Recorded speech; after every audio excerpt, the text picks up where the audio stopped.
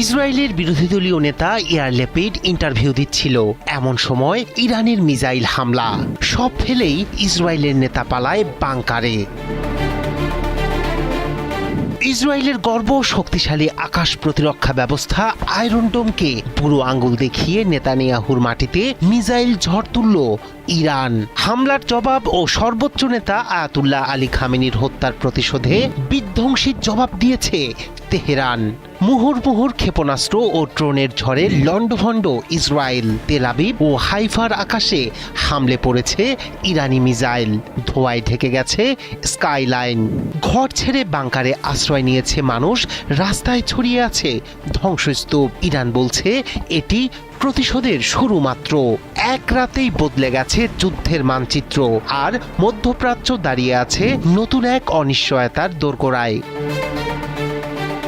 ইরানে হামলা ও সর্বোচ্চ নেতা আয়াতুল্লাহ খামেনিকে হত্যার জবাবে ক্ষেপণাস্ত্র ও ড্রোনের ঝড় তুলেছে ইসলামী বিপ্লবী গার্ড IRGC। রোববার ভোরে শুরু হওয়া এই হামলায় লন্ডভন্ড গুরুত্বপূর্ণ শহর ও সামরিক স্থাপনা। সবচেয়ে বেশি ক্ষতিগ্রস্ত হয়েছে তেল আবিব ও হাইফা শহর। সাইরেনের তীব্র শব্দে ঘুম ভাঙে বাসিন্দাদের। মুহূর্তেই শহর জুড়ে নেমে আসে আতঙ্ক।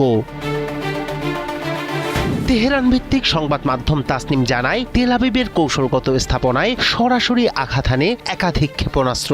সামাজিক মাধ্যমে ছড়িয়ে পড়া ভিডিওতে দেখা যায় বহুতল ভবনের একাংশ ধসে পড়েছে।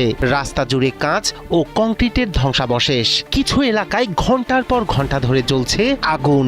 ধ্বংসস্তূপ সরিয়ে আটকে পড়াদের বের করার চেষ্টা চালায় উদ্ধার কর্মীরা। হাইফাতেও বড় ধরনের বিস্ফোরণের খবর মিলেছে। বন্দর সংলগ্ন শিল্প এলাকা ও আশপাশের অবকাঠামোয় আঘাতের পর ঘন কালো ধোঁয়ায় ঢেকে যায় আকাশ। প্রত্যক্ষদর্শীরা জানিয়েছেন বিস্ফোরণের শব্দ কয়েক কিলোমিটার দূর থেকেও শোনা গেছে। শক্তিশালী আঘাতে বেশ কিছু এলাকায় সাময়িকভাবে বিচ্ছিন্ন হয়ে পড়ে বিদ্যুৎ সরবরাহ। ইসরায়েলি কর্তৃপক্ষ জানিয়েছে অনেক ক্ষেপণাস্ত্র আকাশ প্রতিরক্ষা ব্যবস্থা প্রতিহত করলেও বেশ কয়েকটি জনবসতিপূর্ণ এলাকায় আঘাত এনেছে। জরুরি অবস্থা জারি করা হয়েছে হাসপাতালগুলোতেও। আহতদের দ্রুত চিকিৎসার জন্য প্রস্তুত শহরের প্রধান মেডিকেল সেন্টারগুলো। হামলার সময় তেল আবিব ও হাইফার বাসিন্দারা ছুটে যান আন্ডারগ্রাউন্ড শেল্টার ও বাংকারে। বহুতল ভবনের নিচতলার সুরক্ষিত কক্ষে আশ্রয় নিয়েছে বহু পরিবার।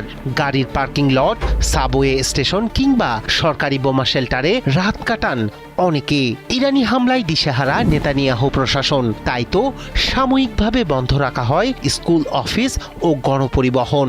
ইরান দাবি করেছে এই হামলা তাদের প্রতিশোধমূলক অভিযানের অংশ। তেল আবিবের আলোচিত স্কাইলাইন এখন ধোঁয়ায় আচ্ছন্ন। হাইফার আকাশে ভাসছে বিস্ফোরণের ধ্বনি।